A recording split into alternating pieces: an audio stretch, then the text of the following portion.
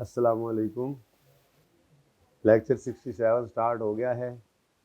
Physical hybrid को मिलाकर भी आधी क्लास नहीं हुई है, लेकिन बहरहाल हमारा सफ़र जारी है। लेक्चर तो मैं अवेलेबल कल भी कर दिया था। बाकी मसला ये होता है कि लेक्चर अवेलेबल होना मसला नहीं है, लेक्चर को फिर ले लेना मसला है। तो आएंगे ईद के बाद, और अगर लेक्चर लिए बगैर आएंगे तो तबाह दे। अच्छा जी, कल हम ये बात कर रहे थे बुक्स ऑफ प्राइम एंट्री की। तो मैं आपको ये समझा रहा था कि बुक्स ऑफ प्राइम एंट्री ये वो किताबें हैं जहाँ पे पहली बार हम एंट्री को करते हैं। जब भी हमारे बिजनेस के अंदर कोई ट्रांजैक्शन पहली बार रिकॉर्ड होती है तो वो बुक्स ऑफ प्राइम एंट्री में रिकॉर्ड होती है। इसमें मैंने आपको कहा था कि 4 डे बुक्स, 5वीं कैश बुक और 6ठा जनरल जर्नल होता है। Purchase day book, purchase return day book, sale day book, sale return day book, ये क्रेडिट परचेज और क्रेडिट सेल्स को रिकॉर्ड करने के लिए यूज़ होती हैं। कैश ट्रांजेक्शन कैश बुक में रिकॉर्ड होती हैं, और जो ना डे बुक्स में आए ना कैश बुक में आए वो ट्रांजेक्शन्स आपकी जनरल जर्नल में चली जाती हैं। जैसे रेंट पे नहीं किया, rent expense debit, rent payable credit, डेप्शन expense debit, accumulate डेप्शन credit, bad expense debit, provision credit. बात समझ आ रही है? Salary expense debit, salary payable credit. तो ये सारी ट्रांजेक्शन जो हैं आपकी जनरल में इस तरह की ट्रांजेक्शन आ जाती है। ठीक है। अच्छा, फिर मैंने आपसे कहा था कि यहाँ पर डबल एंट्री नहीं चल रही होती। यहाँ पे आप क्या करते हैं, क्रेडिट सेल की, यहाँ पर रिकॉर्ड किया, उसको रिकॉर्ड किया, मतलब उसको यहाँ पे एंटर किया। रिकॉर्ड ज़रा अच्छा लफ्ज़ नहीं है। रिकॉर्ड का मतलब तो होता है डबल एंट्री हो जाना, ट्रांजैक्शन का रिकॉर्ड हो जाना। ठीक है ना? मैं रिकॉर्ड नहीं बोलता, मैं यूँ बोलता हूँ यहाँ पे एंट्री की डे बुक। अब हमने सेल डे बुक की एग्जांपल ली थी। 100 रुपये की सेल ए को की, यहाँ पर एंटर किया, और साथ ही उसको सब्सिडरी लेजर में, सब्सिडरी रफ रिकॉर्ड में डेटर ए का अकाउंट खोला और वहाँ पे एंटर कर लिया। ऐसे ही बी को सेल की, यहाँ पर डे बुक में एंटर किया, साथ ही उसके अकाउंट को अपडेट कर दिया। सी को सेल की, एंटर किया डे बुक में, और सी के रिकॉर्ड को अपडेट कर दिया। डी को सेल की, यहाँ पे एंटर किया, डी के रिकॉर्ड को अपडेट कर दिया। फिर सी को सेल की, यहाँ पे एंटर किया, फिर सी के रिकॉर्ड के अंदर इसको हमने क्या कर दिया, अपडेट कर। ठीक है। तो ये डे बुक्स जो हैं, इनमें जब भी सेल होगी तो एंट्री करते रहेंगे हम। अब पीरियोडिक बेसिस पे, अब ये पीरियोडिक बेसिस का मतलब ये है अपने वॉल्यूम के हिसाब से एंटिटीज जो हैं वो इसके अंदर डेली भी हो सकता है, वीकली भी हो सकता है, मंथली भी हो सकता है। किसी एक पीरियड, पीरियोडिकली किसी एक पीरियड के एंड पे कोई एक पीरियड बना लेते हैं जिसके एंड पे वो डे बुक का टोटल करते हैं, और टोटल करके एक बार जर्नल एंट्री करते हैं। बहुत ज़्यादा ट्रांजेक्शन होंगी, बहुत बड़ी ऑर्गेनाइजेशन होगी, तो वो हो सकता है डे एंड के ऊपर बहुत सारी सेल्स हो जाएं, तो डे एंड पे डे बुक का टोटल करें और डे एंड पे एक एंट्री पास करें, डेटर डेबिट सेल्स क्रेडिट, पूरी डबल एंट्री होगी। ठीक है। वो किससे होगी? तो यहाँ पे एंट्री होती रही, साथ ही सब्सिडरी रिकॉर्ड्स अपडेट होते रहे, और डे एंड पे, वीक एंड पे, मंथ एंड पे, नॉर्मली ईयर एंड तो नहीं होता, साल में एक ही हो। ठीक है। पीरियड कोई भी एक बनाया होता है हमने पीरियोडिकली, उसको क्या करते हैं, तो मैंने अपनी मिसाल में क्या लिया था, एक महीने। ठीक है। तो पूरे एक महीने में हमारी ये कुछ सेल्स हुई। मंथ का एंड आया, एक ही बार डे बुक्स में सेल डे बुक का टोटल किया। अब ये क्या है, सेल डे बुक का टोटल। सेल डे बुक में कौन सी सेल्स पड़ी होती हैं? Credit sales. तो क्रेडिट सेल्स की एंट्री क्या होती है? Debtor debit. तो हमने यहां से इस टोटल को उठाया और उसकी एंट्री पास की, debtor debit sales credit. Debtor का नाम रख दिया डेटर कंट्रोल अकाउंट, क्योंकि ये किसी एक डेटर का अकाउंट नहीं है। ये 770 रुपए की सेल किसी एक बंदे को नहीं की, बल्कि सारी सेल्स हैं, बहुत सारे लोग हैं इसके अंदर। ठीक हो गया। ऐसे ही दौराने मंथ, पूरा महीना रिटर्न्स भी होती हैं। ठीक है। तो हमारी रिटर्न बी से आई 20 रुपए की, हमने यहाँ पे उसको एंटर किया, साथ ही बी को अपडेट कर लिया, क्योंकि बी ने 150 देना था। जब उसने 20 रुपए की चीज़ें वापस आ गई, तब उसने 150 नहीं देना, इसको भी अपडेट करना जरूरी है। ठीक है। तो सेल रिटर्न यहाँ पर एंटर की, डी की, साथ ही डी के रिकॉर्ड को अपडेट कर दिया। महीना एंड हो गया, सेल रिटर्न्स टोटल 50 रुपए की इस महीने में हुई। अब मंथ एंड के ऊपर हमने एक बार इन सेल रिटर्न की फिगर को उठाया और अब इसकी जर्नल एंट्री पास की, cell return debit debtor credit, debtor control. ठीक हो गया? बात समझ आ रही है? अच्छा, उसके बाद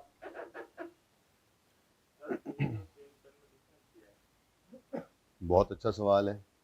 सेल चीज़ें जब हम बेचते हैं तो सेल है, जब वो बिकी हुई चीज़ें कुछ ख़राब हो या किसी वजह से वापस आ जाएं उनमें से, तो वो सेल रिटर्न।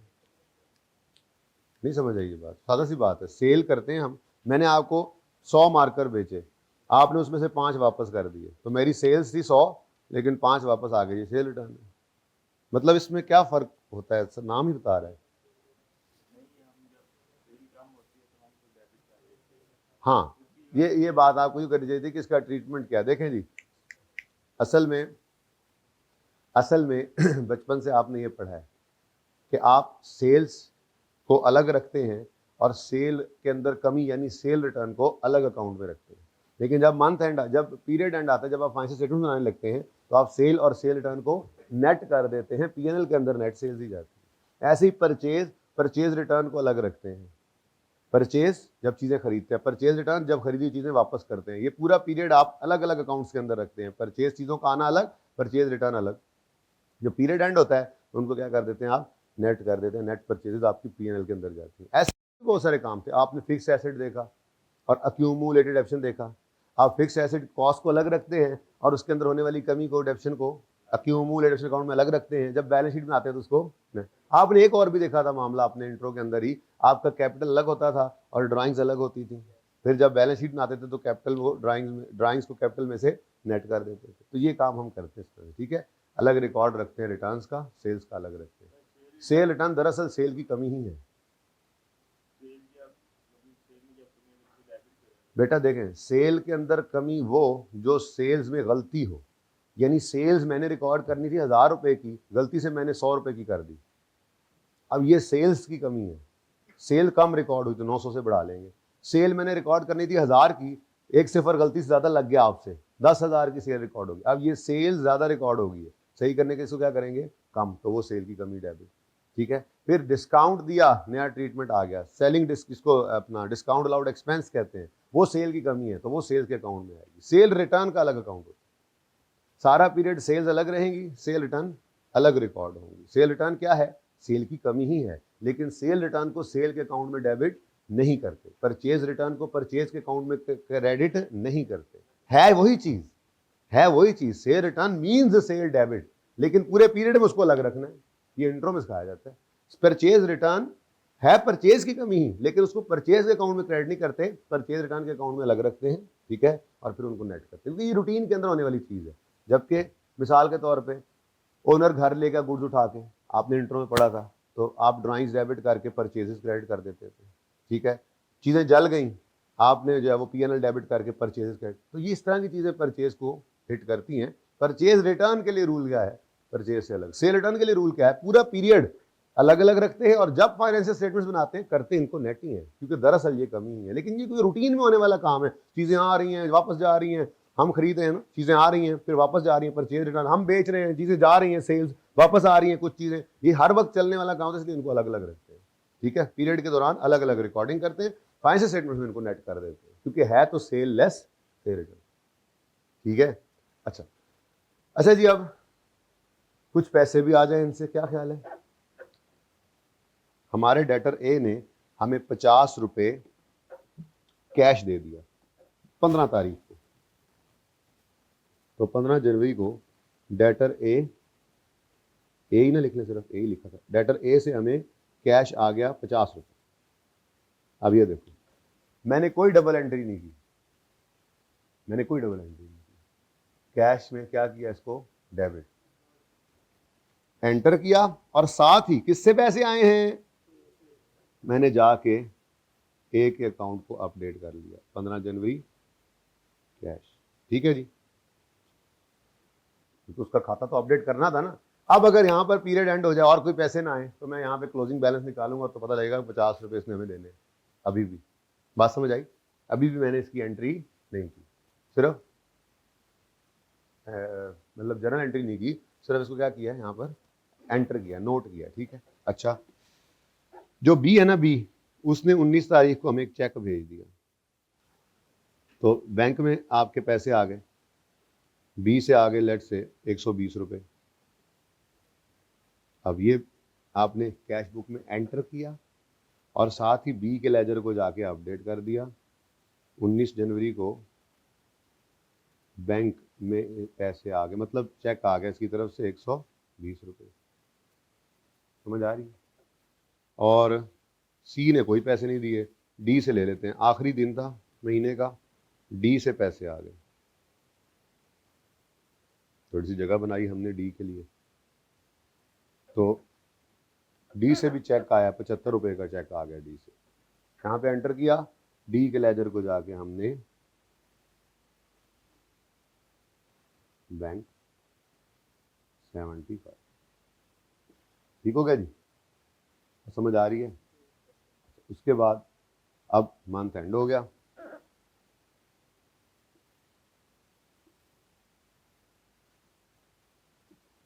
अब जब मंथ एंड होगा तो हम ये सारी चीज़ें टोटल करेंगे। किसी और कलर से करूँ, लाल रंग से चल रहा है ना। 50 जमा 120 जमा 75 क्या बनता है टोटल जी? 200। अच्छा, कैश अलग और बैंक अलग भी ले सकते हैं चाहें तो, लेकिन मैं कैश बुक ही लिख देता हूँ। हम इसकी एंट्री करेंगे, ये cash and bank debit debtor credit. अब ये देखो 31 जनवरी को कैश एंड बैंक, 31 जनवरी 31 1 लिख देता हूँ, कैश एंड बैंक कितना बताया आपने? 200। जरा जगह कम थी, मैंने इकट्ठा ही लिख दिया। आप यूं भी लिख सकते थे, कैश 50 टोटल इसका, बैंक के कॉलम का टोटल, बल्कि ज़्यादा अच्छा लग रहा है मुझे। बस मसला ये है कि रश बड़ा पै जाना है, क्योंकि मेरा दिल है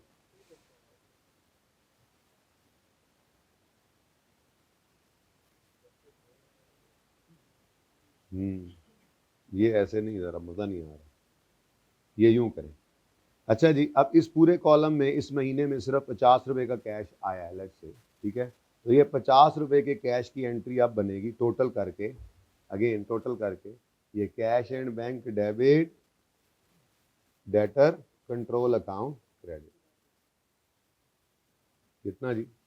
50। ऐसे ही आपने बैंक के कॉलम का टोटल करना है, कितना बनता है टोटल? 195।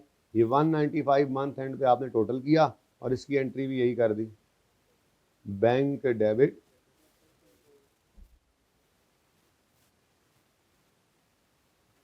बैंक 175। थोड़ा थोड़ा नजर तो आ ही रहा होगा, गुजारा तो हो ही रहा होगा। अच्छा अच्छा जी, अब ये असल में जो 120 रुपया बी से आया था ना जी, एक मसला जी,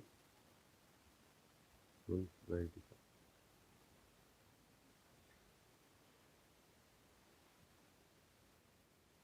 अच्छा, अब एक छोटा सा मसला है बीच में, वो भी चेक कर लें। ये जो 20 से हमें 120 रुपये आए हैं ना जी, ये 120 दरअसल हमें 130 के बदले आए हैं, यानी 130 रुपये का चेक इस पे देना था। मिसाल के तौर पे हमने कहा था 130 रुपये का चेक, हमने कहा था यार 130 रुपये दे दो, 10 रुपये माफ़ कर देंगे, मैं डिस्काउंट बीच में घुसा रहा हूँ, एडजस्टमेंट में आएगा, ठीक है। तो 120 रुपये जो बी से आए हैं,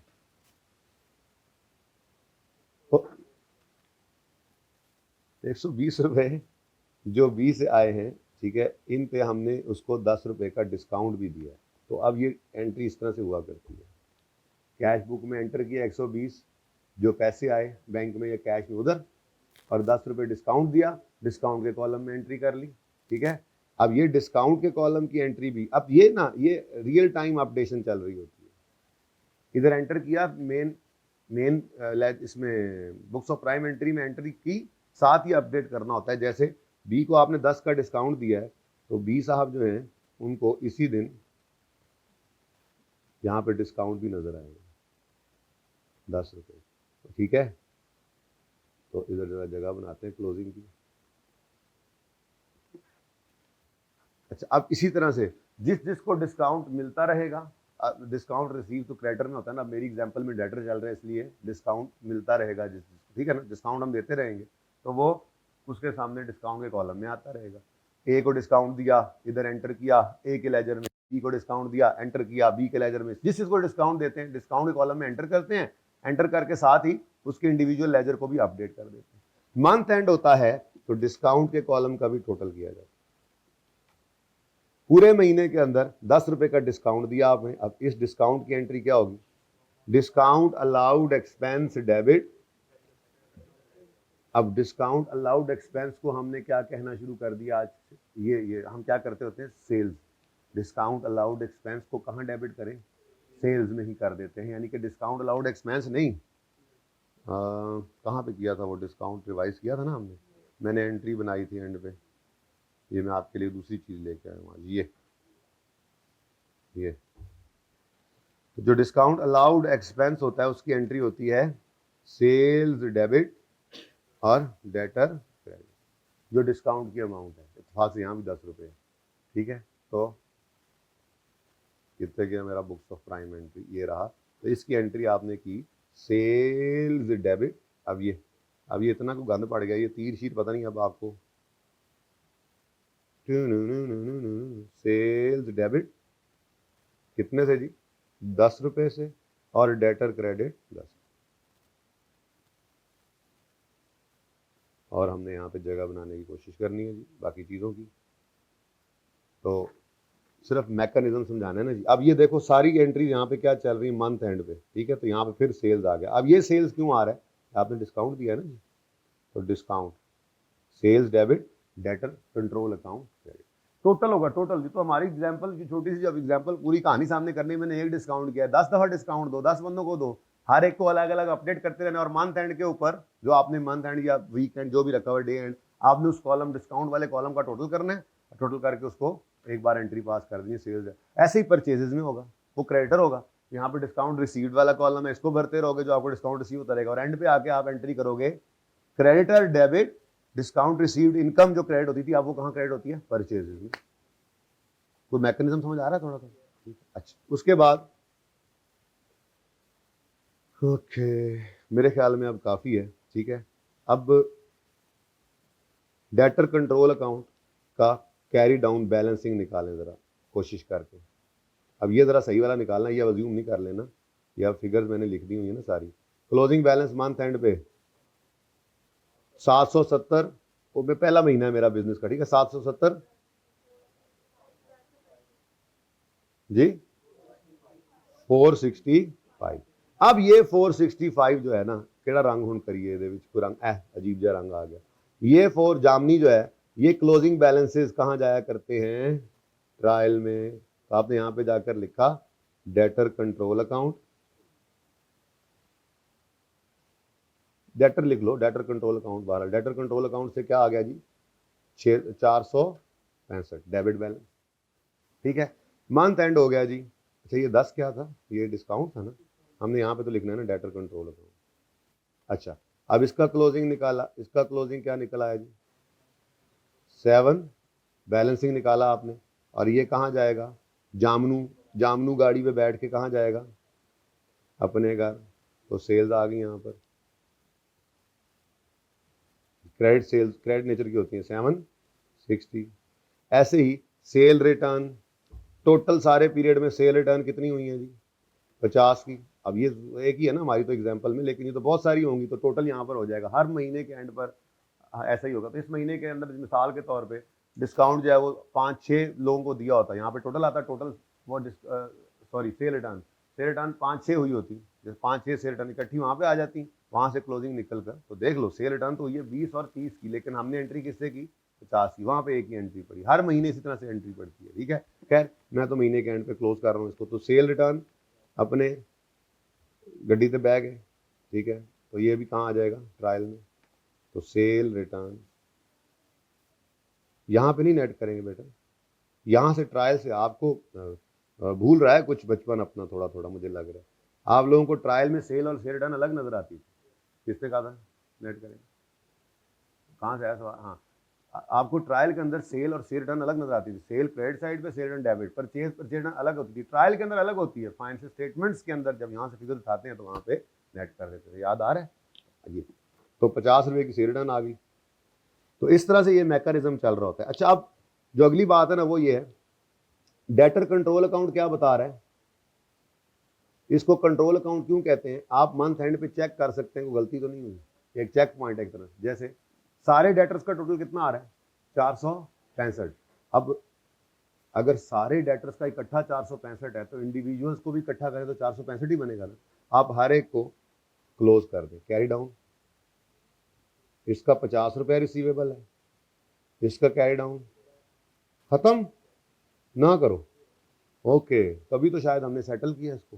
फिर कैरी डाउन, सी का इसने 1 रुपया नहीं दिया 270, और डी का बैड डेट अब रहने दो यार जी, बैड डेट हो जाएगा तो उसकी एंट्री आप जनरल में करेंगे, ठीक है। बल्कि आप तो लेजर में करते हैं, वो प्रोविजन का लेजर जैसे बना लेते हैं, वो अपनी जो अकाउंटिंग करते हैं वो आपकी जनरल की एंट्री होती है। जो एंड पे आप फिगर निकालते हैं ना बैड एक्सपेंस की, तो वो जैसे निकलती है, आप प्रोविजन का लेजर ओपन करते थे, वही वाला काम है, ठीक है। तो जर्नल एंट्री कहाँ पे होगी उसकी, जनरल महीने में, वही साल में, मतलब जब भी फाइनेंशियल स्टेटमेंट बनाने लगे उस वक्त आप एक ही बार वो एंट्री करते हैं, वो भी रोज होने वाली एंट्री नहीं।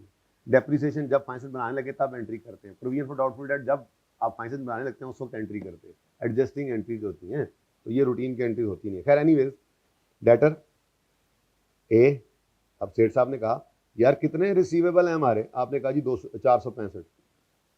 ये किस किस से लेने हैं पैसे, जरा बताओ इतने पैसे हैं। आपने कहा जी डेटर ए जो है ना उसने हमारे देने हैं 50 रुपये, डेटर बी जो सी जो है ना जी उसने हमारे देने हैं 270 रुपये, और डेटर डी जो है ना सेठ साहब उसने हमें देने हैं 100। तो टोटल कितना बन गया 400। तो ये 465 प्रूव कर रहा है। इसको कहते हैं list of debtors. Subsidiary laser में जो आपने हर इंडिविजुअल डेटर का लेजर बनाया था उसके लेजर का यानी कि उसके खाते का टोटल करें तो इंडिविजुअल डेटर्स मिलकर जो 465 बन रहे हैं, तो ये आपको नजर आ रहा है कि आपके डेटर कंट्रोल के अंदर भी यही 465 है, यानी कोई गलती नहीं। और अगर ये मैच ना करें तो फिर किसी एक तरफ गलती होती है। आपने इस तरह से पढ़ा इंट्रो के अंदर, ये रेकन्सिलेशन करवाता था, ये सिलेबस में नहीं आता। जब मैं इंट्रो पढ़ाता था तब तो होता था कि आपको सवाल ये देता था कि लिस्ट का टोटल लेट से 400 है और कंट्रोल अकाउंट का टोटल जो है वो 465 है। अब दोनों में फर्क आ गया तो कोई एक जगह गलती होती है। वो गलती पॉसिबली क्या गलती हो सकती है, पॉसिबली ये गलती हो सकती है, ये 100 रुपया लिखना था, गलती से यहाँ पे क्या लिख दिया 10। अब ये यहाँ पे जो 10, अब ये बात पहले समझे फिर मैं अगली बात करता हूँ, पहले यहाँ पर रुके। ये समझ आया mechanism. Books of prime entry में हम यहाँ पर एंट्रीज करते हैं, मतलब मैंने क्या बोला था यहाँ पे एंट्री, मतलब एंट्री ही बोला था ना कि यहाँ पे एंटर करते हैं। एंट्री जरा लफ्ज अजीब हो जाता है ना, आपको डबल एंट्री सोचने लग जाते हैं। यहाँ पे एंटर करते हैं, साथ ही अपडेट करते हैं सब्सिडरी को, सेल है, सेल रिटर्न है, रिसीट्स हैं, ऐसे ही परचेज है, परचेज रिटर्न है, या पेमेंट्स हैं, वो सब आप यहाँ पर पूरा महीना आप यहाँ पर एंटर करते रहते हैं और इंडिविजुअल रिकॉर्ड्स को अपडेट करते रहते हैं। मंथ एंड पे आकर इन टोटल से मेन लेजर्स में एंट्री करते हैं। ये मेन लेजर्स है, ये हमारी किताबों का हिस्सा है, ये रफ वर्किंग है। सब्सिडरी लेजर्स क्या होते हैं, रफ वर्किंग। ये हमारी किताबों का हिस्सा नहीं है, ये अलग रफ रजिस्टर है जिसमें हमने खाते लिखे हुए हैं अलग से, ठीक है। तो फाइनेंशियल स्टेटमेंट्स हमारी इन लेजर्स से बनती हैं। ये मेन लेजर्स में एंट्री करते हैं, इनके क्लोजिंग से ट्रायल बनता है, और ट्रायल से आपकी, मैंने पूरा नहीं किया इसको, ट्रायल तो पूरा नहीं हो सकता। कैश में ओपनिंग कितना था और कितना आया, कितना गया, क्लोजिंग कितना है, वो क्लोजिंग उठ के यहाँ पे आना है, तो ट्रायल तो इस तरह से पूरा होता है, ठीक है। मैंने थोड़ा सा आपको मैकेनिज्म समझाया, तो ये सारी कहानी समझ में आ रही है। अगर समझ में आ रही तो फिर मैं आप ये बताता हूँ कि कहाँ गलती हो सकती है, क्या क्या गलती हो सकती है, और फिर किस गलती के क्या असरात होंगे। लेकिन इसको समझ लें पहले, इसमें कोई मसला है तो मुझसे पूछ लें।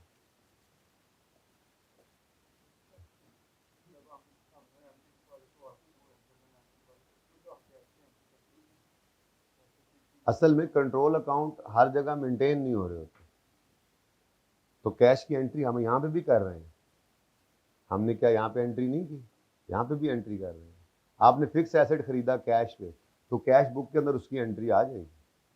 फिर मेन लेजर्स के अंदर मंथ एंड के ऊपर जाके आप पीपी का लेजर ओपन करेंगे और उसके अंदर आप लिखेंगे पीपी डेबिट यहाँ से उठाकर और कैश क्रेडिट, एक एक ट्रांजेक्शन को देखना पड़ता है। तो असल में इन टोटल्स को नहीं देखते हम। असल बात यह है कि मैं अगर आपको बताऊं ना अंदर खाते बात, तो ये दोनों टोटल्स यहाँ से नहीं उठाते हम, बल्कि हम क्या करेंगे, हम देखेंगे ए से जो 50 रुपये कैश आया, ये हमारा डेटर है, इसको उठाकर ले जाएंगे यहाँ पे लिखेंगे। फिर बी और डी से बैंक में डेटर्स को पैसे आए, यहाँ पर उठाकर उसको यूँ लिखेंगे। लेकिन डिस्काउंट अलाउड चूंकि सारे का सारा डेटर्स को ही हुआ होता है तो इसका टोटल उठा के लेके जा सकते हैं। ऐसे ही जो आपने पीपी खरीदना है तो उसकी एंट्री भी यहीं से देखकर आप करते हैं, कैश डेबिट, और ये पीपी इधर पेमेंट साइड पे आ रहा हूँ ना, तो पीपी डेबिट कैश क्रेडिट। लेकिन मकसद कहने का ये है कि ये बुक्स ऑफ प्राइम एंट्री जो ये कंट्रोल अकाउंट्स जो हैं ये हर जगह मेंटेन नहीं हो रहे होते, ये बड़े बिजनेसेस में होते हैं। और आपके इवन करेक्शन ऑफ एरर के सवालों के अंदर, बहुत कम सवालों के अंदर उसने ये लिखा हुआ है कंट्रोल अकाउंट मेंटेन हो रहे हैं। और जब तक वो ये कह ना दे कंट्रोल अकाउंट मेंटेन हो रहे हैं तो हमने खुद से अज्यूम नहीं करना। सवाल की खामोशी केस में हमने यही अज्यूम करना है कंट्रोल अकाउंट मेंटेन नहीं हो रहे, ताकि वही सादा बचपन वाली अकाउंटिंग रहे जो शुरू में बिल्कुल सीखी थी, इंट्रो के अंदर भी मुश्किल वाली भी ना आए। ठीक है, तो कंट्रोल अकाउंट्स मेंटेन हो रहे हैं या नहीं हो रहे हैं ये सवाल हमें खुद बताया करेगा। खामोशी केस में क्या अज्यूम करेंगे, कंट्रोल अकाउंट मेंटेन, क्योंकि उससे बात ज़रा सादी रहती है। यहाँ पे तो मैंने बताना है क्या मसले मसाइल हो सकते हैं, लेकिन यहाँ तक कोई मसला है तो बताओ, वरना मैं आगे चलूँ।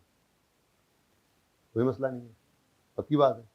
अब मैं वो कहने लगा था कि गलतियां हो सकती हैं किस किस तरह की। मिसाल के तौर पे हमने यहाँ पर 100 रुपये की सेल लिखनी थी, गलती से 10 रुपये लिख दिए।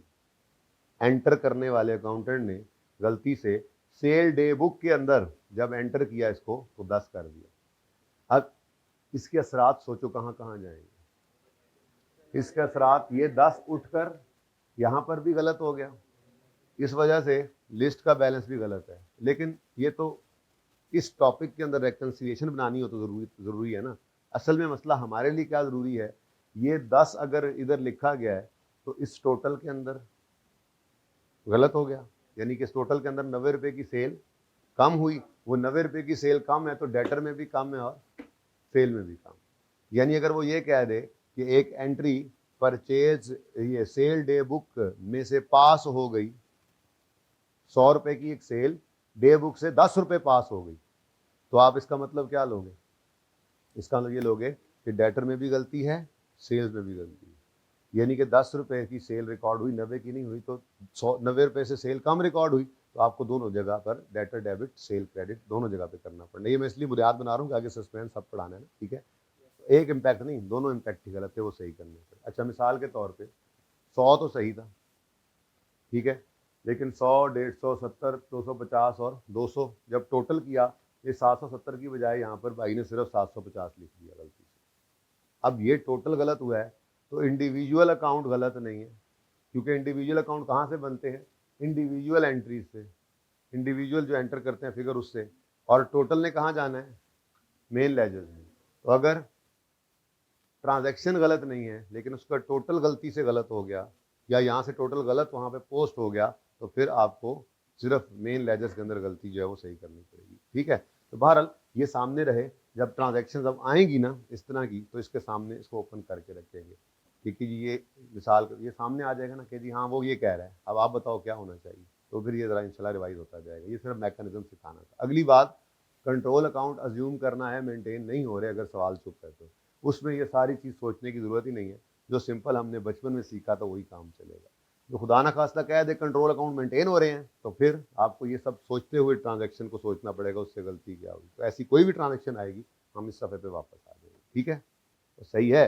आपने बुक्स ऑफ प्राइम एंट्री में डे बुक्स नहीं बनानी, कैश बुक नहीं बनानी, अब आप बड़े हो गए हैं, वो आप इंट्रो में कर आए हैं, आपको सिर्फ इस मैकेनिज्म का पता होना चाहिए। अगर ज़रूरत पड़ी किसी एक आध ट्रांजेक्शन में तो वो यूज़ करना पड़ेगा। मैं यहीं पे ला के आपको दोबारा दिखा दूंगा। इसमें कोई मसला, इसमें कोई कन्फ्यूजन नहीं होना चाहिए, मैकेनिज्म में कन्फ्यूजन नहीं होना चाहिए।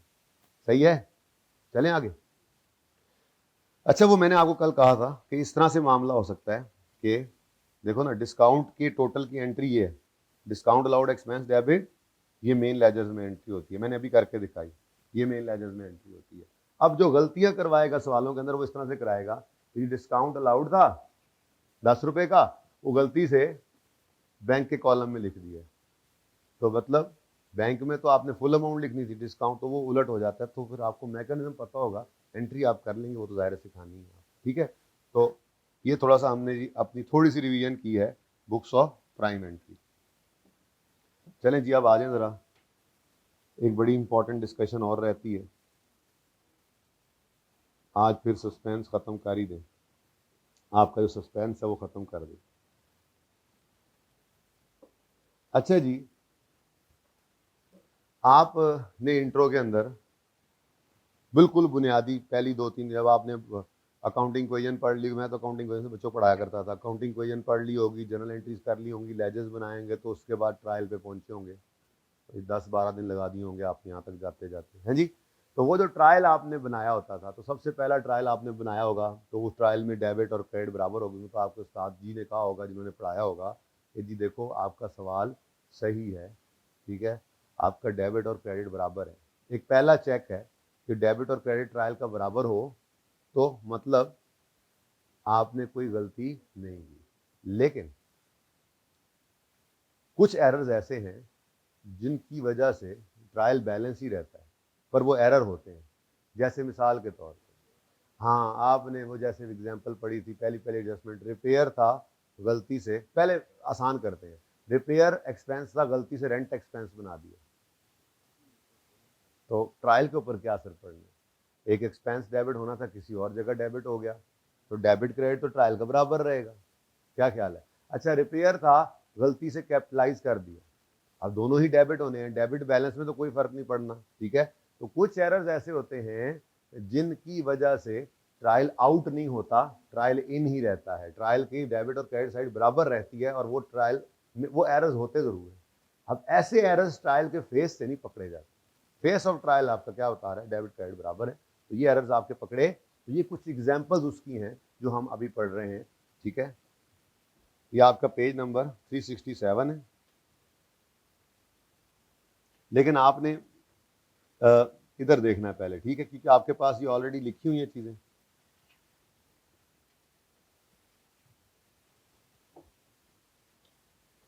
चलो अब क्या मैं दोबारा लिखूं, देखें जी,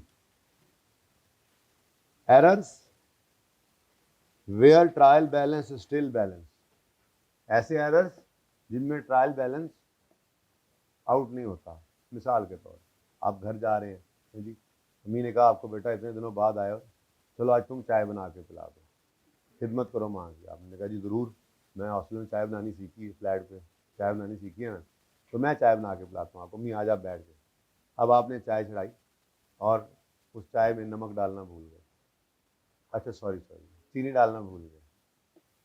अच्छा अब मुझे बताओ, अगर चाय में चीनी डालना भूल गए हैं तो उसकी खुमियाजा क्या होगा?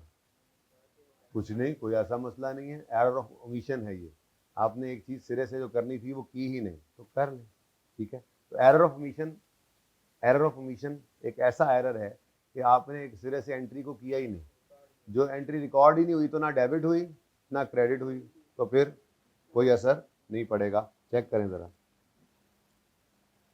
our trial balance is only useful in helping to identify errors where debit and credit entries in general ledger account do not match। यानी जिस रॉन्ग एंट्री में, जिस डन बाय अकाउंटेंट एंट्री में डेबिट और क्रेडिट साइड बराबर नहीं होगी, trial उस एंट्री की वजह से आउट होगा। अगर डन बाय अकाउंटेंट वाली जो एंट्री है उसमें डेबिट और क्रेडिट बराबर है, डेबिट और क्रेडिट बराबर है, तो वो गलती ट्रायल से पकड़ी नहीं जा सकती। ये मिसालें उसकी हैं, जैसे यहाँ वो ऊपर बाद में पढ़ते हैं, ठीक है। ये 6 किस्म के एरर्स हैं, ये 6 किस्म के एरर्स हैं जो आई कैप 2 से 3 बार, भाई ये क्या हो रहा है, थोड़ा कम कर दें इसको, वैसे ही बच्चे कम में जरा, तो आवाज़ वैसी लेवल कम है, क्या मसला क्या हो गया? कोई ना कोई मसला कर लिया करो मेरी क्लास से, हाँ ना, सारा तजर्बा मुझ पे हो जाता है।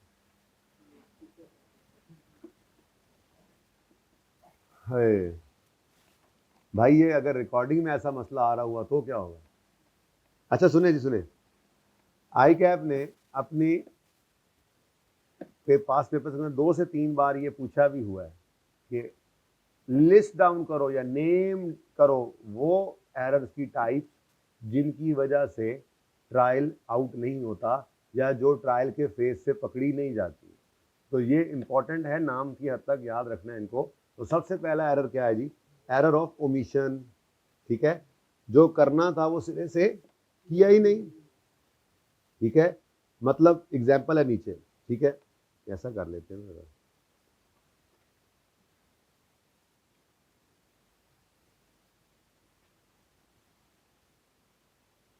आपको नजर होना पड़े, आपके पास तो नोटेड ही, आपको क्या मसला है?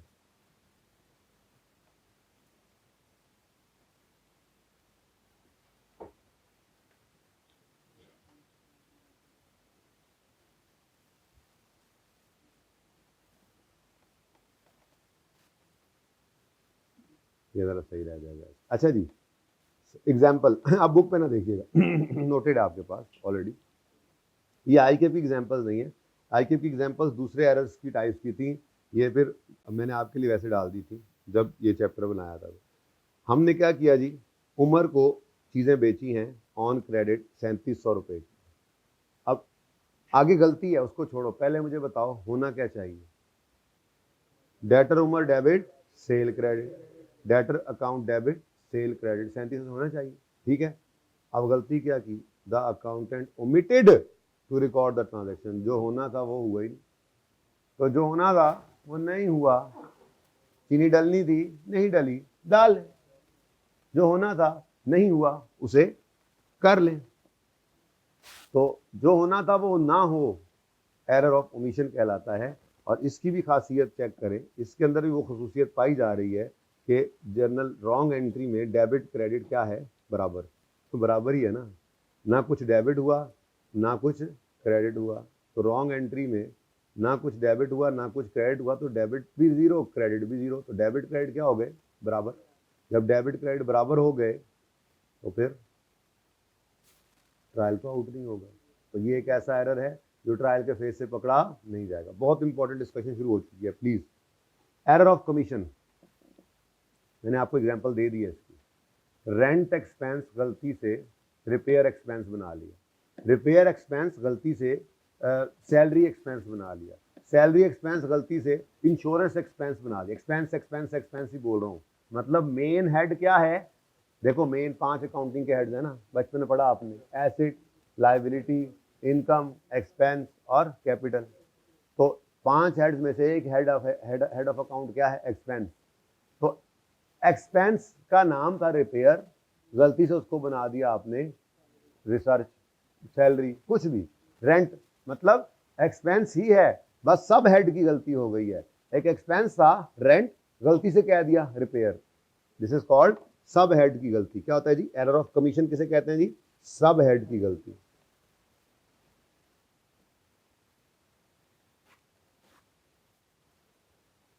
सब हेड की गलती, ठीक है जी। अच्छा जी, पढ़ लेते हैं एग्जांपल। सब हेड, अच्छा एरर ऑफ कमीशन क्या है जी, means failing to record a transaction at all. अच्छा, एरर ऑफ कमीशन क्या है जी, occurs when error effect is given to wrong accounting head, when error effect is given to wrong accounting head relating to correct main head। Main head correct है लेकिन आगे accounting head सब head जो है वो गलत हो गया। रेंट पेड ऑफ 5700, आगे तो गलती पड़ी है ना, वो हम बाद में देखते होते हैं। रेंट पेड 5700, एंट्री क्या होगी, rent expense debit cash credit होना चाहिए था, had wrongly been debited to repair debit cash credit हो गया। अब मुझे बताओ, रॉन्ग एंट्री को देखकर बताओ, क्या रॉन्ग एंट्री में डेबिट क्रेडिट बराबर है, ये बराबर ही है। ये असल में थोड़ा सा सही कर ले, ये जरा बीच में चला गया, उसके टेबल के अंदर घुस गया। तो 5700, ठीक है जी। अच्छा, अब होना चाहिए था रेंट डेबिट, हो गया रिपेयर डेबिट, लेकिन रॉन्ग एंट्री की खूबसूरती क्या है, डेबिट और क्रेडिट उसमें बराबर है, ट्रायल के फेस से नहीं पकड़ा जाएगा। फिर अगली बात, एक्सपेंस ही है लेकिन किसी दूसरे सब हेड में, यानी दूसरे नाम के एक्सपेंस में रिकॉर्ड हो गया। अब डेबिट क्रेडिट तो बराबर रहना है, बस आप देखें तो आपकी पीएनएल के अंदर जाते हुए एक मतलब मिसाल के तौर पर रेंट की बजाय रिपेयर एक्सपेंस नजर आ रहा होगा, तो ये गलती तो है ना। इसको सही करना है तो क्या करोगे, रेंट डेबिट होना नहीं हुआ कर लेंगे, रिपेयर गलत डेबिट होगा, सही करने के लिए क्रेडिट कर लेंगे। लेकिन अगेन खूबसूरती क्या है, डेबिट और क्रेडिट बराबर है, ठीक है। तो एरर ऑफ ओमिशन सिरे से कुछ रिकॉर्ड ही नहीं किया। Error of commission, main head ठीक था, सब हेड की गलती होगी। एरर ऑफ प्रिंसिपल, लो जी, ये जो मैंने इसकी भी एग्जांपल आपको दे दी, रिपेयर एक्सपेंस गलती से कैपिटलाइज हो गई, कैपिटल इंस्टॉलेशन थी गलती से एक्सपेंस आउट कर दी। अब ये क्या है, एसिड था एक्सपेंस बना दी, एक्सपेंस था एसिड बना दी, हैं दोनों डेबिट नेचर की चीज, ठीक है। मिसाल पढ़ो, अच्छा देखो पढ़ लें आगे क्या कहता है। एरर ऑफ प्रिंसिपल पहले हम अपने अल्फाज में लिख लें, मेन हेड की गलती, इसको क्या कहते हैं जी, मेन हेड की गलती, मेन अकाउंटिंग हेड की गलती होगी। अभी इसी से सस्पेंस की तरफ जाना है हमने, पहले ये तो देख लेना, ठीक है। It occurs when effect is given to wrong main head. पढ़ें जी। रेंट पेड ऑफ 1700, और आगे तो गलती है ना, rent paid of 1700 entry, rent debit cash credit, has was wrongly debited to, oh furniture debit, अच्छा was wrongly debited to furniture. Cash के बारे में चुप है तो कैश तो क्रेडिट सही हुआ ना, कैश गलती काउंट नहीं करता, ठीक है। तो आप बस ये गौर करें, डेबिट और क्रेडिट जरा मैं पहले बराबर कर लूँ। डेबिट और क्रेडिट क्या है जी, इस रॉन्ग एंट्री में डेबिट क्रेडिट बराबर है, ठीक है। रॉन्ग एंट्री में डेबिट क्रेडिट बराबर हो तो ये वो एरर होता है जो ट्रायल के फेज से पकड़ा नहीं जाता, लेकिन एरर तो है। और एरर भी क्या है, आपने एक एक्सपेंस को गलती से एसेट बना दी, ठीक है, लेकिन चूंकि डेबिट क्रेडिट बराबर है ट्रायल के फेज से पकड़ा नहीं जाएगा, ठीक है। लेकिन इसको सही तो करना है, तो ये आपने किए भी तो सही, ये दोनों तरह की ट्रांजेक्शन आपने देखी थी। बेसिकली आप ये एरर ऑफ कमीशन और एरर ऑफ प्रिंसिपल ये आप ऑलरेडी ये पढ़ लो, कागज इधर किया तुम इसको पढ़ने लगे, ठीक है जी।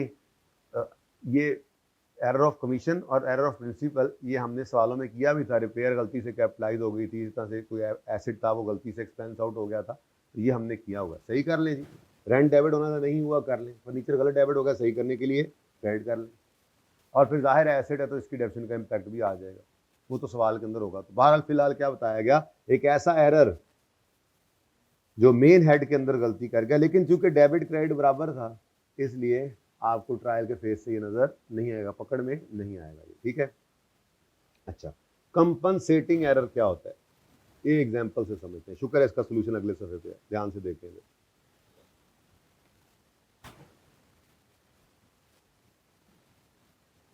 हम अपनी अब एग्जांपल बनाते हैं जी। क्रेडिट परचेजेस अमाउंटिंग टू 45, अच्छा ऊपर क्या चल रहा है, रेक्टिफाइंग पहले आ रही है, फिर मैं भी ऐसे ही लिख लेता हूँ ओरिजिनल। वैसे दिल तो मेरा बिल्कुल नहीं करता ऐसे, लेकिन ये आप लोगों की तरतीब से बनी हुई है ना कि आपको रेक्टिफाइंग पहले दिखाई गई। उसकी वजह यह है कि आपने पहले सफ़े के ऊपर लिखा होता है ना रेक्टिफाइंग, और ये वर्किंग होती है आपकी ओरिजिनल और रॉन्ग, ठीक है ना। तो ये उस हिसाब से ही है आपको सोल्यूशन में नज़र आ रहा है। अच्छा जी, अब ज़रा देखते हैं जी। क्रेडिट परचेजेस अमाउंटिंग टू 450, अब आगे ना पढ़े। क्रेडिट परचेजेस की एंट्री क्या होती है, परचेजेस डेबिट, क्रेडिटर क्रेडिट, कितने से 450, and salary expense paid through bank amounting to 999। हाँ जी, salary expense debit cash credit 999। अच्छा, अब ये तो हो गया ओरिजिनल, अब आगे गड़बड़ शुरू हो रही है। Were recorded as 540 in purchase account, यानी कि गलती से परचेजेस डेबिट कर गए 540 से। अच्छा, क्रेडिटर के बारे में क्या कह रहे हैं, तो फिर खुद से नहीं कह लेना कि ये गलत हो गया, जरा क्लोज कर लें 540, और was recorded as 540 in purchases account and 909 in salary expense account। अब ये हो गया, बोलो ये उसने कहा है। जो दूसरे इंपैक्ट के बारे में खामोशी से क्या अज्यूम करते हैं, सही, इसका मतलब परचेजेस, ओ ये तो ऐसी एंट्री बन गई है जिससे ट्रायल के फेस के ऊपर गलती नजर आएगी, क्योंकि डेबिट क्रेडिट बराबर नहीं है। नहीं ना, 450 की परचेज थी ना, मैंने बड़ी तरतीब से समझाया भाई, यूं ना करो। ये लो, जिसके बारे में चुप है उसके बारे में खुद से तो नहीं ना आपने कोई दावा कर लेना होता। ठहरो मैं ये एंट्री लिख लूं, यार चलो खैर भाई, इधर देखो, क्रेडिट परचेज अमाउंटिंग टू 450, यानी क्रेडिट परचेज की एंट्री क्या है, purchase debit credit 450, and salary expense paid through bank amounted to 999, salary expense debit cash 999, ये होगी original entry. Were recorded as 540 in purchase account, and what about creditor, तो फिर क्या assume कर लें 540? नहीं भाई, सही नहीं ना कर रही, सब्र करो ना, सब्र तो करो। देखो अब अव्वल तो ये एंट्री ऐसी बन गई है जिससे ट्रायल आउट होने जा रहा है क्योंकि डेबिट क्रेडिट बराबर नहीं है। अच्छा आगे चलो, सैलरी एक्सपेंस कितना था जी 999, वो रिकॉर्ड हो गया है 909। What about cash? कैश के बारे में मसला नहीं करता अकाउंटेंट नॉर्मली, जो सवाल के जो खामोश है उसके बारे में क्या करेंगे। अब ये एंट्री भी ऐसी है जिसमें डेबिट क्रेडिट बराबर नहीं है। अब ये दो अलग अलग एरर्स हुए हैं जिनमें डेबिट और क्रेडिट बराबर नहीं आ रहा था, लेकिन इत्तफाक देखो, एक हसीन इत्तफाक देखो, जरा कैलकुलेटर पकड़ो पकड़ो पकड़ो पकड़ो पकड़ो पकड़ो पकड़ो। अच्छा इन दोनों का फर्क वैसे क्या आ रहा है? 90 रुपए डेबिट साइड पे ज्यादा पड़ रहा है, गलती से पड़ गया, ऐसे ही है। इन दोनों का फर्क देखो तो 90 रुपए क्रेडिट साइड पे ज्यादा पड़ गया। इसको छोड़ो, इन दोनों का टोटल करो, दोनों का टोटल करो, डेबिट डेबिट का टोटल करो, पहले डेबिट का टोटल करो 1,449, क्रेडिट का टोटल करो 1,449। अब दरअसल तो ये एक ऐसा एरर था जिसमें डेबिट क्रेडिट बराबर नहीं था, लेकिन एक एरर था, दूसरे एरर ने आके उसको ऐसे कंपनसेट किया कि ट्रायल के फेज से ये पकड़ा नहीं जा रहा। इसको कहते हैं कंपनसेटिंग एरर। क्या कहते हैं जी? ये अलग से एक ऐसा एरर था जो इस टाइप से निकल जाता, लेकिन साथ ही एक इत्तेफाक से और एरर ऐसा हुआ जो कि यहां से निकलने वाला वो भी था, लेकिन दोनों का इंपैक्ट ऐसे था कि एक ने दूसरे को कंपनसेट कर दिया। ट्रायल के फेज तक जाते जाते ये फर्क, अब इंडिविजुअली तो गलती है, बात समझ आई? तो सही करना कोई मसला नहीं है जी, सही करना, आवाज आ रही, सही करना, अलहदा तक कर ले, अलहदा करें इकट्ठा करें वो बात नहीं है। वो करेक्शन के लिए तो मैंने आपको कल दिखा था, 3 4 तरह से आप कर सकते हैं। अल्टीमेटली सोचे बैठ कर तो उससे परेशान नहीं होना आपने, ठीक है? हाँ बस वो नेट में आंसर सेम आ जाता है, वो कोई मसला नहीं है, जिस तरह से मर्जी करें। मैं तो करेक्शन की बात नहीं कर रहा, मैं एरर की बात कर रहा हूं फिलहाल। तो परचेजेस थी 450 की, परचेज डेबिट क्रेडिटर क्रेडिट, वो कह रहा है उसको परचेज में 540 लिख दिया, क्रेडिटर 450। अब ये ट्रायल को आउट करने वाली एंट्री थी, लेकिन हम तो जो हेडिंग पढ़ रहे हैं उसमें ट्रायल आउट ही नहीं होता, ये वो वाले एरर है। तो फिर क्या हुआ, एक और एरर ने आके कंपनसेट ऐसे किया कि आपको नजर आ रहा है कि ट्रायल बैलेंस हो गया, ये डेबिट्स बराबर क्रेडिट्स के हो गए, ठीक है? इसको क्या कहते हैं जी? Compensating error. कंपनसेटिंग एरर क्या है? Is an error in which accounting effect of one error cancels the accounting effect of another error। ठीक है, तो इसकी करेक्शन कर लो, कोई मसला नहीं। रेक्टिफाइंग एंट्री क्या होगी आपकी? की तरतीब ये चल रही थी, मैंने इसलिए ऐसे लिखा है। तो रेक्टिफाइंग एंट्री जी वेरी सिंपल, परचेज डेबिट होना था 450 से, परचेजेस डेबिट हो गया 450 डेबिट होना था, ज्यादा डेबिट हो गया, सही करने के लिए क्रेडिट कर लो 540 माइनस जी कितना 90, सवारी 90 ना 90 वाला 90, सवारी 90 वाला 90। अच्छा सवारी आजकल तो सवारी बड़ी लग रही, हाँ स्पीड 190 नहीं है, क्या है स्पीड वो मेरी? अच्छा जी नेक्स्ट, क्रेडिटर क्रेडिट होना था 450 से, हो गया, कुछ ना करें। नेक्स्ट, सैलरी 999 से डेबिट होनी थी, 909 से डेबिट हुई, कम डेबिट हुई, सही करने के लिए तो 999 माइनस 909 कितना जी? और कैश क्रेडिट होना था, नहीं हुआ, कर ले। अब एंट्री आप पास जैसे मर्जी करें, मैंने तो ऐसे कर ली, लेकिन मैंने आपको समझाया यहाँ पे क्या है एरर। तो 4 एरर्स हमने पढ़ ली अभी तक, ये वो 4 एरर्स हैं जो ट्रायल के फेज से पकड़े। नंबर 1 एरर ऑफ ओमिशन, जो होना था सिरे से हुआ ही नहीं, एक एंट्री सिरे से पास ही नहीं हुई, तो डेबिट क्रेडिट 0, ठीक है? ट्रायल के फेज से पकड़ी नहीं जाएगी। अच्छा करेक्शन आपको आती है, क्या करोगे? जो होना था नहीं हुआ कर लोगे, करेक्शन तो मैं कह रहा हूँ साथ, लेकिन मैं सब तो टाइप ऑफ एरर समझा रहा हूँ, आप करेक्शन तो आपको पहले ही आती है, ठीक है? Next, error of commission, main head की गलती नहीं हुई लेकिन सब हेड की गलती होगी। एक एक्सपेंस था, एक्सपेंस ही रहा लेकिन सब हेड किसी और एक्सपेंस की टाइप में पड़ गया। तीसरा, एरर ऑफ प्रिंसिपल, ये इनके नाम की हद तक इनको याद रखना थोड़ा सा, ठीक है? Error of principle, main head की गलती, एक्सपेंस था गलती से कैपिटलाइज कर गया, ठीक है? और चौथा क्या है, compensating act, where accounting effect of one error cancels the accounting effect of other error. तो वो कोई सा भी हो सकता है, हमारी मिसाल हमने यहाँ पे जो यूज की वो ये वाली है। ठीक है, चलें आगे। अच्छा जी,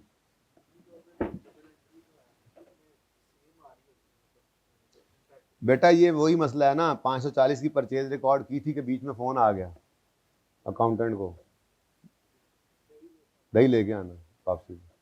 अब वो बेचारा जो है, अब अक्सर ऐसा होता है, जैसे अब देखो आप देख ही रहे हो डे बुक्स हैं, जैसे मिसाल के तौर पे मैंने डे बुक के अंदर परचेजेस में ये एंट्री की डे बुक के अंदर, लेकिन जब इंडिविजुअल अकाउंट में जा रहा था, इस तरह से मिसाल दे रहा हूँ, ठीक है, एक सफ़े के ऊपर हमारी परचेज रिकॉर्ड हो रही होती है, दूसरे खाते पड़े होते हैं, तो वो ये ट्रांसपोजिशन एरर भी है ना, 540 गलती से दूसरी तरफ जब दूसरा सफ़ा पलटा तो वहाँ पर लिखते हो आपसे, सवाल करते हो आपसे गलती हो जाती है। ठीक है, मैं यहाँ पे लिख रहा होता हूँ सवाल, आप 540 यहाँ से देख कर हो जाता हूँ तो 540 की बजाय 450 लिख जाता हूँ, कभी कभी ट्रांसपोजिशन एरर होता है, ये हो जाता है, कोई मसला नहीं।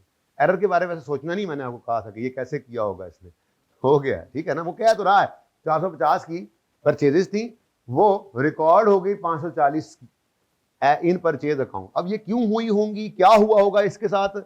मामू आए हैं बेटा, आते हुए बोतल लेते आना।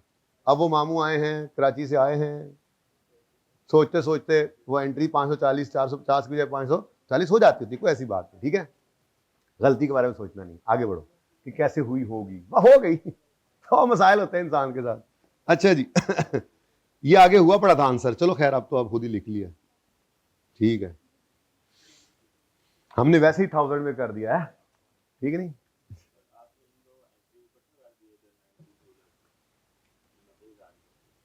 बेटा गलती सही की है ना, चन्न इधर देख, होना चाहिए था 450 से परचेजेस डेबिट, हो गया है 540 से परचेजेस डेबिट, ज्यादा डेबिट हो गया। सही करने के लिए 90 से ज्यादा डेबिट हुआ था ना, 90 से क्रेडिट कर दिया परचेजेस। क्रेडिटर क्रेडिट होना था 450 से, 450 से हुआ, कुछ ना करे। सैलरी यार, ये दोनों एंट्रीज पहले ही इकट्ठा इंपैक्ट डाल रही थी, एरर सही करना है ना, आप किसी और तरह से कर लो, आप यूं कर लो, आप ये एंट्री पास करो, फिर इस पूरे को उल्टा दो, ठीक है, फिर इसको पास करो, फिर इसको उल्टा दो, नहीं करना है, करेक्शन कर लेने दो फिर ऐसे ही चलें जी। अच्छा जी, एरर ऑफ ओरिजिनल एंट्री, ये क्या बात है? एरर ऑफ ओरिजिनल एंट्री और एरर ऑफ ओमिशन में क्या फर्क है? एरर ऑफ ओरिजिनल एंट्री का मतलब ये एंट्री हुई है, एंट्री सैलरी थी 990 रुपए, हुई 990 से नहीं, हुई 909 से, लेकिन ये नहीं है कि एक तरफ 909 से एक तरफ 999 से, दोनों तरफ हुई बराबर होगी। Error of original entry, journal entry पास हुई है, डेबिट क्रेडिट बराबर है, लेकिन गलती से वो 100 की सेल 10 रुपए रिकॉर्ड हो गई, डेटर डेबिट सेल क्रेडिट 10 रुपए। अब ओमिशन नहीं है, ओमिट नहीं हुई है, एंट्री हुई है, पर एंट्री हो रॉन्ग अमाउंट से गई है, बट रॉन्ग अमाउंट डेबिट और क्रेडिट में सेम होती है। अगर ये सेम ना रहे तो इस टाइप के एरर से निकल के दूसरी तरफ चला जाएगा, जो भी पढ़ाना है थोड़ी देर में। ठीक है, बात समझ आई? चलो तो पढ़ो जरा इसको। Error of original entry occurs when wrong amounts are entered in correct accounts on both sides of an entry। ठीक है, दोनों साइड्स ऑफ एंट्री पर रॉन्ग अमाउंट एंटर हो जाएं, लेकिन अकाउंट्स क्या हैं? करेक्ट। जैसे क्रेडिट परचेज 450 की थी एबीसी एंड कंपनी, यानी होनी चाहिए थी entry purchases debit creditor ABC and company credit 450 से, वो गलती से रिकॉर्ड हो गई 540 इन बोथ अकाउंट्स, तो 540 रुपए से, अब देखो इसकी खसूसियत पूरी है, डेबिट और क्रेडिट, ठीक है, चलो तो फिर डेबिट और क्रेडिट बराबर है, तो ये ट्रायल के फेज से पकड़ा नहीं जाएगा। लेकिन ये क्या है? Error of original entry. Journal entry पास सही अकाउंट्स में हुई है, लेकिन रॉन्ग अमाउंट्स पे हुई है दोनों तरफ, पर है सेम, क्योंकि अगर ये सेम ना रही ना तो ट्रायल आउट हो जाएगा, ये इस टाइप से निकल जाएगी। यहां पर भी ट्रायल आउट होने ही लगा था, दूसरे ने आके ऐसे कंपनसेट किया कि ट्रायल आउट नहीं हुआ। अगर ये दूसरा एरर ना होता तो ये इधर है ही नहीं, ये इधर वाला टाइप का एरर ही नहीं है, फिर ये ऊपर चला जाएगा, जो मैं 6 ऊपर वाले छोड़ के आया हूँ, 6-7। ठीक है, और लास्ट इज कंप्लीट रिवर्सल, इसको मैंने छुपाया ही नहीं यार जी। और यार ये तो आसान है ना, ये तो आसान है, 90 रुपए से कर लो, 90 से नहीं करना तो 450, ठीक है। अच्छा, ओरिजिनल पास किया करो, रॉन्ग उल्टा दिया करो, ये भी एक तरीका है। नेट ठीक है ना, बस गलती का असर निकाल दिया। अच्छा जी, सुने, कंप्लीट रिवर्सल ऑफ एंट्रीज मतलब करेक्ट अमाउंट्स हैं जो कि करेक्ट अकाउंट्स में एंटर हुई है, लेकिन डेबिट क्रेडिट उलट हो गए। क्या मतलब? Credit purchase of 450 from ABC and company, एक मिनट आगे ना जाओ, वो गलती है। Purchase debit credit ABC and company credit होना चाहिए था 450 से, were debited to oh and credit to oh, यानी कि परचेज डेबिट क्रेडिट करना था, गलती से क्रेडिट डेबिट परचेज क्रेडिट कर दिया। Now this is complete reversal of entry, लेकिन अमाउंट सेम है। ये अमाउंट डिफरेंट हो गई तो इस टाइप से निकल जाएगा, वो ऊपर है वो, ठीक है, सही है। तो इसको सही करना है तो कर लो सही। अब ये जरा डबल ट्रबल है, परचेज डेबिट होना चाहिए था 450 से, डेबिट क्या क्रेडिट हो गया है। अब इसको कहते हैं डबल ट्रबल। क्या कहते हैं? डबल ट्रबल, दो धारी तलवार, दो मसले हो गए। एक तो परचेज को 450 से डेबिट करना था, वो नहीं किया, एक तो वो डेबिट करना पड़ेगा। दूसरा, डन बाय अकाउंटेंट में उल्टा क्रेडिट हो गया, तो इस क्रेडिट को सही करने के लिए भी डेबिट करना पड़ेगा, तो 2 दफा डेबिट करना पड़ेगा। समझ आई? आ रही है समझ? ऐसे ही क्रेडिटर को क्रेडिट करना था 450 से, वो एक तो क्रेडिट नहीं हुआ, सोने पे सुहागा, उल्टा डेबिट हो गया। तो एक जो क्रेडिट होना था नहीं हुआ वो करना है, दूसरा जो गलत डेबिट हुआ उसको सही करने के लिए क्रेडिट करना है, तो ये 900 रुपए से एंट्री करनी पड़ी। कंप्लीट रिवर्सल ऑफ, तो ये 6 एरर्स हैं जी।